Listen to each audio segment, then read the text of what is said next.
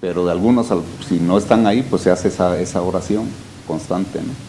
Esa es la teología que nosotros tenemos, ¿no? Ahora esto se complementa con las costumbres que tenían nuestros antepasados, pues digo que se hace allí una inculturación, porque si ellos tenían un culto a los muertos, aquí se ubica bien, o sea, aquí el único culto válido, desde luego, es a Dios, ¿no?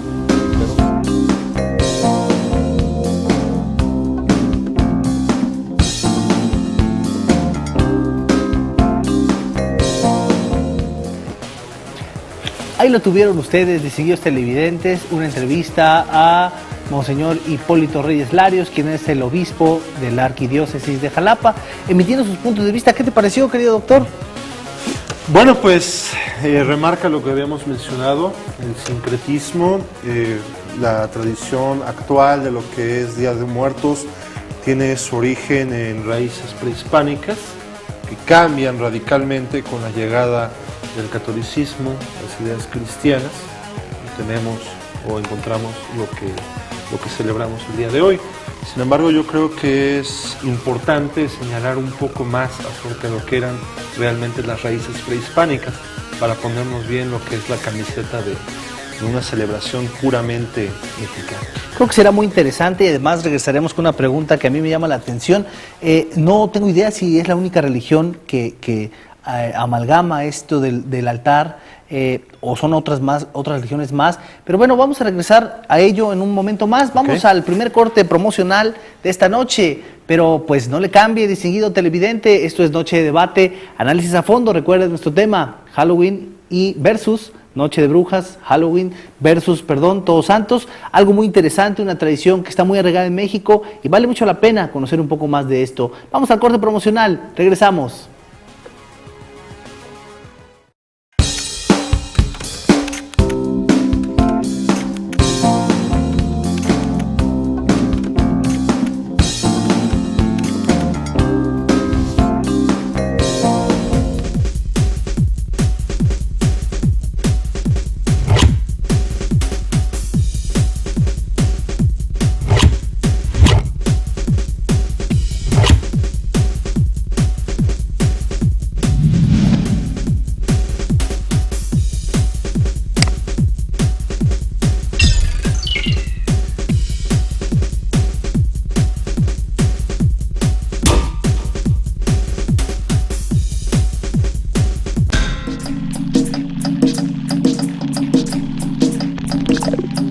Bienvenidos al espacio de la Universidad de Jalapa, Manantial sobre la Arena.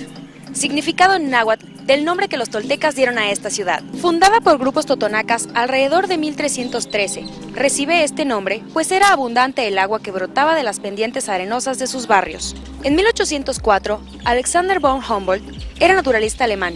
Visitó Jalapa y le puso el nombre de la ciudad de las flores. También es conocida como la Atenas veracruzana, porque a finales del siglo XIX se crearon varias instituciones educativas, incluyendo la primera escuela normal en México. Jalapa le ha dado a México artistas como Gabriel Orozco, 4 presidentes de la República, entre ellos Sebastián Lerdo de Tejada y Antonio López de Santana. Jalapa es una ciudad para trascender. Te invito a conocer las licenciaturas, maestrías y doctorados de la Universidad de Jalapa.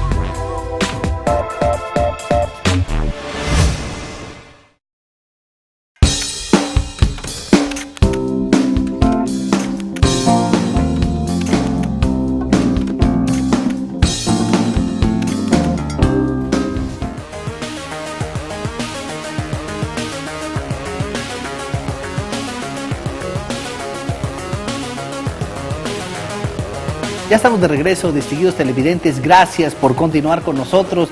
Es un verdadero placer contar siempre con su presencia a través de su aparato receptor. Y antes de seguir conversando con el doctor Eric Román Infanzón Álvarez, quien es nuestro invitado esta noche, quiero mandarle un afectuoso saludo a nuestros seguidores en redes sociales, a Cristian Texon, a Evelyn Serna, a Héctor Tlapa, a Ulises Ruiz, a Laura Yadira Leiva Ortiz, a Mau Arcos, y también un caluroso saludo a la doctora Noraluz Vázquez Azuara y a la doctora Blanca Estela López Prieto, que también siempre nos complacen con el favor de su sintonía. Un gusto que estén con nosotros. Y bueno, invitarlos a que sigan en contacto con nosotros a través de las redes sociales, en Twitter, a través de Twitter, @Noche de Debate, y en Facebook, Noche de Debate. En estas cuentas, en estas redes sociales, pueden interactuar con nosotros, mándenos su Twitter, mándenos su Face. Con todo gusto, aquí al aire le daremos de lectura. Bueno, pues vamos a continuar, distinguido doctor. Nos quedábamos en una pausa, pasábamos ya al tema del Día de Todos los Santos, pero a raíz de lo que comentaba el arzobispo, ¿es la religión católica la única que ha hecho esta sincronía entre la tradición prehispánica y la tradición ya católica, o otras religiones también lo manejan? Definitivamente únicamente es la religión católica. Si hablamos de otras religiones que tienen como fundamento o como base principal a Cristo o a un Dios monoteísta, hablaríamos de judíos, hablaríamos de evangelistas o iglesias protestantes y hablaríamos de judíos. Estas tres religiones tienen en común que no creen en santos, no adoran a santos y que tienen una base tomada de la Biblia que dice que los muertos, una vez muertos, no regresan. Entonces, pues no tendría ningún espacio, ninguna cabida a lo que es este fundamento. Digamos que la religión católica es la que es la va única que cree y preserva esto como una tradición. Bien, doctor, y Día de Todos los Santos, ¿cuál es el fundamento? ¿Cuál es el trasfondo? Hace rato nos explicabas de manera muy interesante, muy completa, el origen del Halloween, pero ahora háblanos un poco del origen del Día de Todos Santos o Día de Muertos, que también es conocido así. Ok, para poder hablar de esto tenemos que hacer referencia a las dos fuentes que forman o que logran forjar lo que es la tradición actual. La primera de ellas son las bases prehispánicas. Cuando llegan los españoles a conquistar América, el grupo dominante eran los aztecas, que se denominaban nahuas porque hablaban lo que es el náhuatl. La concepción de la muerte para los aztecas era que la muerte era una especie de separación, una especie de disgregación, en la cual en el momento en el que la persona moría, se separaba en 4 elementos fundamentales.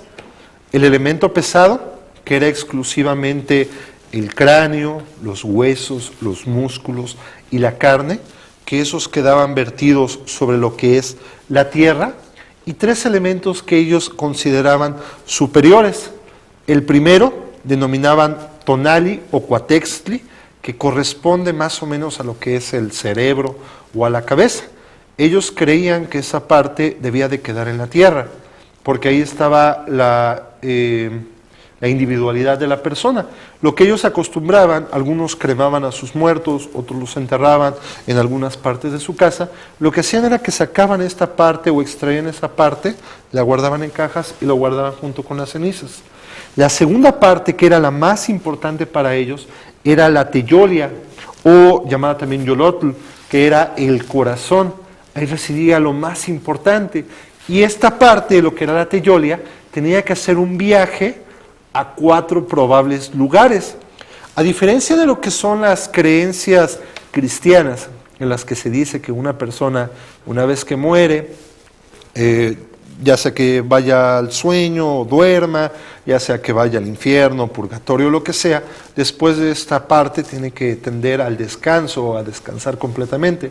Ellos no creían en eso. Ellos creían que una vez muertos eran seleccionados por dioses para seguir trabajando al servicio de ellos. Entonces, esta parte denominada teyolia tenía 4 caminos probables y era dependiendo del tipo de muerte que tenían. Las personas que morían a través de una guerra, las personas, las primeras mujeres, las mujeres que tenían su primer bebé y fallecían en el momento, o los guerreros que eran sacrificados en honor al sol, que era el dios más importante, viajaban a un lugar que ellos denominaban Ichan, Tonatiuh, Ilhuicatl, que lo que celebra o lo que menciona es la morada del dios Sol, ¿sale? Bueno, ellos iban a ese lugar. Los que morían por alguna asociación con el agua o alguna que les cayera un rayo o algo así, iban a un lugar que se llamaba Tlalocán o lugar de Tlaloc.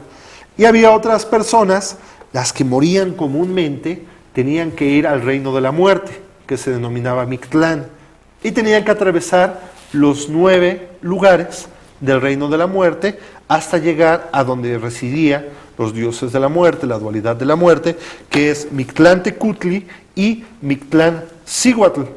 Ahí llegaban, pero nada más llegaban para servir. Y finalmente algo muy interesante que manejaban ellos era que los niños que morían cuando estaban lactando iban a un lugar que denominaban nuestros precursores prehispánicos Chichihualcuauco, que era un árbol nodriza lleno de mamas. Por eso cuando hablamos de darle mama al niño, los mexicanos usamos darle chichi al niño, por este árbol Chichihuacualco, el cual tenía mamas, en los cuales esperaban volver a nacer, y mientras volvían a nacer se estaban alimentando. Para concluir tu pregunta, los aztecas tenían 4 formas de celebrar a sus muertos. La primera de ellos era celebrando a sus dioses de la muerte como tal, a Mictlantecutli y a Mictlancihuatl. La otra forma, que es algo que quiero dejarles a todos nuestros televidentes y que tiene que ver mucho con la celebración de todos los santos, es que ellos creían que cuando los muertos regresaran a la tierra y vieran a sus familiares, lo más importante que se tenían que llevar era que estos muertos vieran que los vivos llevaban una vida digna, una vida honrable, una vida sin sufrimiento, para que ellos pudieran regresar tranquilos a ese lugar. Y creo que eso es lo más importante que debemos recitar, más que fastuosas ofrendas, ¿no? Tratar de llevar una vida digna para honrar a nuestros propios muertos. Y ya la otra parte, o la otra forma en la que honraban, pues era como los que morían normalmente tenían que atravesar 9 pisos o 9 lugares para llegar al reino de la muerte. Era una travesía muy larga. Entonces lo que hacían era darles una ofrenda para prepararlos para ese camino. Esas son las bases prehispánicas de lo que es la tradición actual de lo que son todos santos. En el momento en el que llega la Iglesia Católica o llega el cristianismo, se forma el sincretismo. Toman las ideas de los pueblos nahuas, la juntan con las ideas de cristianas, las ideas traídas del viejo continente, y se llega a lo que tenemos actual. Tenemos una tradición meramente sincrética. Qué interesante, además qué explicación tan completa, porque verdaderamente muchas de estas cuestiones seguramente ustedes, distinguidos televidentes y un servidor, pues hasta este momento estamos conociendo. Pues es momento ya de ir a nuestra siguiente sondeo de opinión para conocer qué piensa la gente en torno a este tema, Todos Santos versus Halloween. Gracias y vamos a este sondeo de opinión, no le cambie, sígase quedando con nosotros, muchas gracias por su presencia. Vamos al segundo sondeo de opinión de la noche.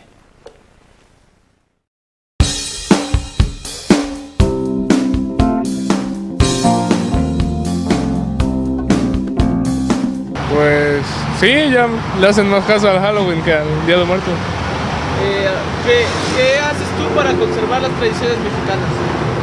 Ahora sí que eso, conservarla con mi familia. ¿Puedes el altar o algo así? El Día de Muertos. Pues depende de cada quien, ¿no? Depende igual a lo que cada quien quiera hacer, pero pienso que lo más importante es mantener las tradiciones mexicanas, ¿no? Para seguirlas inculcando de generación en generación. Pues no sé, seguir poniendo el altar en casa, seguir recordando a los difuntos, poner el tradicional altar con la familia, la convivencia. Pues que debemos preservarlas porque ya hasta en los kinder los visten de fantasmitas y todo eso. Yo creo que mejor los maestros tenían que enseñarles. He puesto mi altar todos los años para que mis hijas ya están grandes, pero también lo ponen conmigo. Para conservar la tradición hay que hacer tamalitos, hay que ir a visitar los muertos, hay que hacer atoles. Nosotros llevamos nieves sabrosas al panteón, que no se deben de dejar perder, porque hace cuenta que eso viene de los antepasados, el festejo. El Día de Muertos es mexicano, no, ese Halloween es del otro lado. Tiene uno que festejarlo de aquí. Pues se pierden porque necesitamos dinero. Si no hay dinero, se pierden porque ya no seguimos.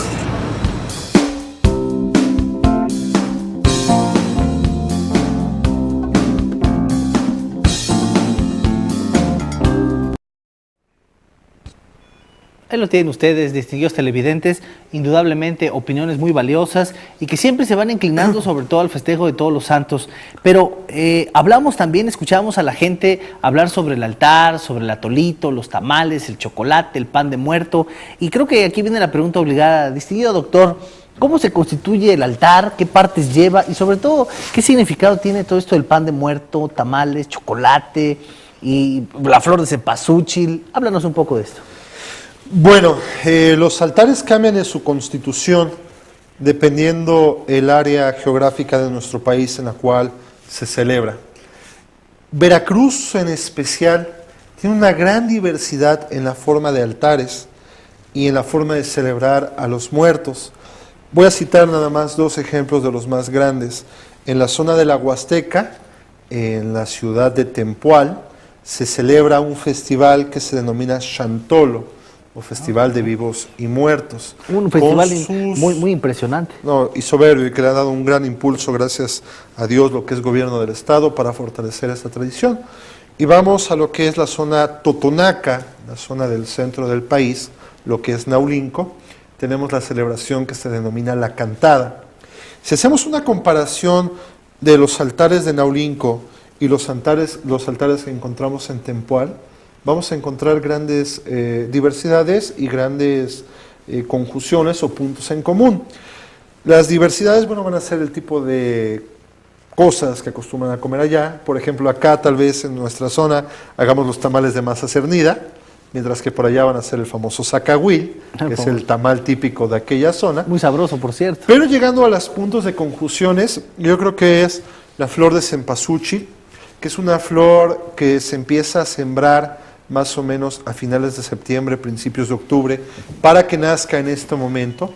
Cempasúchil significa flor de 1000 pétalos y que está sumamente asociado a esta época, tanto que se le denomina como flor de muerto. Otra flor típica que también constituye el altar es la flor que se denomina moco de pavo. ¿Cómo no? Encontramos elaboración de arcos con carrizos, con tepejilote, con palma. Y los arcos se decoran en varias formas. Por ejemplo, en la zona de Naulinco se acostumbra de los arcos, están hechos con carrizos fuertes, se acostumbra a pender pencas de plátano, pender mandarinas, pender granadas, distintas frutas de esa región. El elemento en común que vamos a encontrar son los tamales. Los tamales es el pan del mexicano. Yo creo que si hablamos de un alimento prehispánico y original del tiempo de Todos Santos, son los tamales. Nuestros pueblos comían tamales, hacían tamales, secaban tamales para llevarlos a las guerras. Entonces el tamal es lo más icónico tal vez que podemos hablar de la relación con lo prehispánico. Y ya después se hace un conjunto de cosas que pues era lo que le gustaba al muerto, ¿no? Tal vez el día que yo fallezca, si es que llegase a regresar, tal vez mi esposa me vaya a hacer un espagueti a la bolognesa, que no tiene nada que ver con la costumbre, pero bueno, a final de cuentas es lo que me gusta a mí, ¿no? En este caso se les pone su cigarro, se les pone su copa de vino, se les pone su café y demás. Y una parte muy importante, que es el pan del muerto o el pan de muerto, a raíz de cual hay varias leyendas acerca de su formación.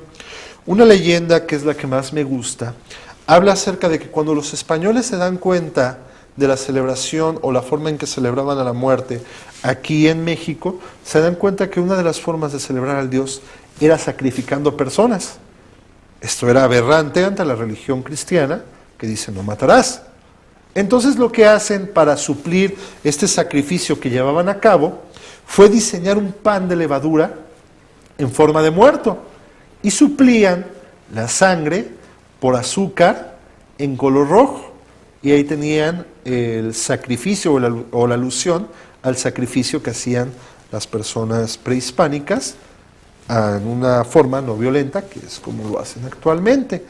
Ahora, algo muy importante y que debemos de señalar, y yo creo que a nuestro auditorio le genera mucha curiosidad, es cuántos pisos debe de llevar un altar. No sé si usted se ha preguntado eso. Sí, de hecho es una de las cuestiones interesantes. Yo he visto altares con 3 pisos, con 9 pisos, con 7 pisos, y al final escuchas versiones que todos te dicen, sí, son 3 por esto y esto, son 7 por esto y esto.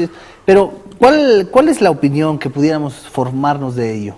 Volvemos a citar lo mismo, es una tradición sincrética.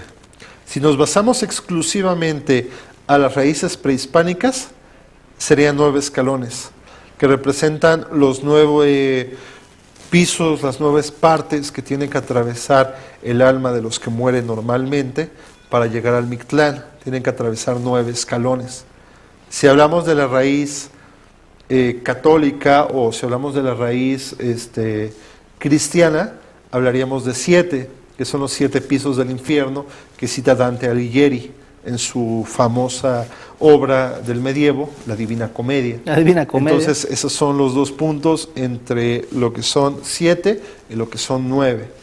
Ya 3, 5 y demás, pues es de acuerdo a las características de cada región, ¿no? No, y del espacio. Yo en la casa de ustedes no le pongo ni pisos, pues ya no hay chance de poner más. Pero bueno, pues vamos a pasar al siguiente reportaje que tenemos preparado esta noche para ustedes por parte de Grupo Acrópolis, y regresamos en unos instantes para advertir este pequeño reportaje. Siga con nosotros.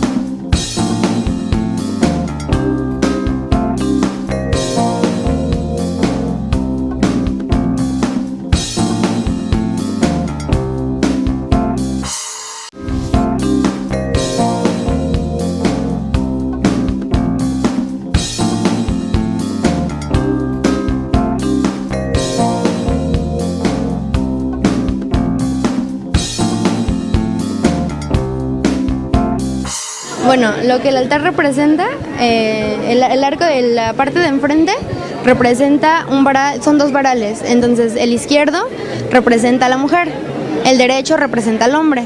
El varal que está como travesaño arriba representa la unión en matrimonio, y el arco que está atrás, si se alcanza a ver, es la entrada al inframundo, la entrada al mundo de los muertos, según la tradición prehispánica.